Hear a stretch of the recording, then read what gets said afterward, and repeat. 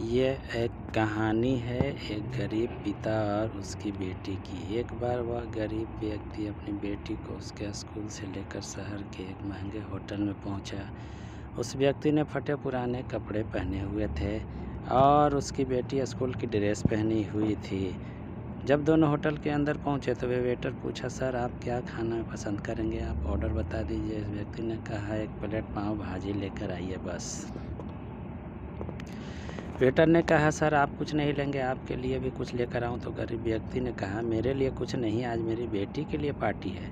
मैंने इससे वादा किया था कि अगर तुम जिले में 10 क्लास में टॉप करोगी तो तुम्हें सबसे महंगे होटल में पार्टी दूंगा। तो आज सिर्फ बच्चे के लिए पाव भाजी ले आइए। वेटर ये बात सुनते ही दौड़कर अपने मालिक के पास गया और बोला कि सर आपसे एक छोटी सी रिक्वेस्ट है कि आप मेरी सैलरी से पैसा काट लेना, लेकिन आज मैं चाहता हूँ कि उस बच्ची के साथ उसके पिता को भी एक प्लेट पाव भाजी खिलाया जाए, क्योंकि उस बच्ची ने पूरे ज़िले में 10 क्लास में टॉप किया है। वह गरीब पिता है, ज़्यादा पैसे नहीं हैं, इसलिए कह रहा है कि सिर्फ बच्ची के लिए ले आओ। तो होटल के मालिक ने जब ये बात सुनी तो मुस्कुराते हुए बोला, तुम उसके पिता के लिए भी पाव भाजी लेकर जाओ, उसके लिए भी लेकर जाओ, पैसे मत लेना। 4 पाव 5 पाव भाजी पैक करवा कर ले जाओ और 2-3 किलो मिठाई भी लेकर जाओ और उनसे कहना कि ये पार्टी होटल की तरफ से है, आप ये मिठाई ले जाइए और जश्न मनाइए। जब वेटर ने 2 प्लेट पाव भाजी लेकर गया तो वो व्यक्ति चौंक गया और बोला, मैंने तो एक ही मंगाई थी, मेरे पास पैसे नहीं है। वेटर बोला, अरे सर शर्मिंदा मत कीजिए, ये पार्टी होटल की तरफ से है, आपकी बेटी हमारी बेटी ने टॉप किया है, ये मिठाइयाँ लेकर जाइए और जश्न मनाइए। पिता और बेटी बहुत खुश हो गए और चले गए। कई साल बीत गए। उस गरीब पिता की लड़की अब यूपीएससी की तैयारी करके कलेक्टर बन चुकी थी और इत्तेफाक से उसी शहर में उसकी पोस्टिंग हुई थी। इस लड़की ने उस होटल में सूचना पहुंचाया दी कि मैं उस होटल में लंच करने के लिए आ रही हूं।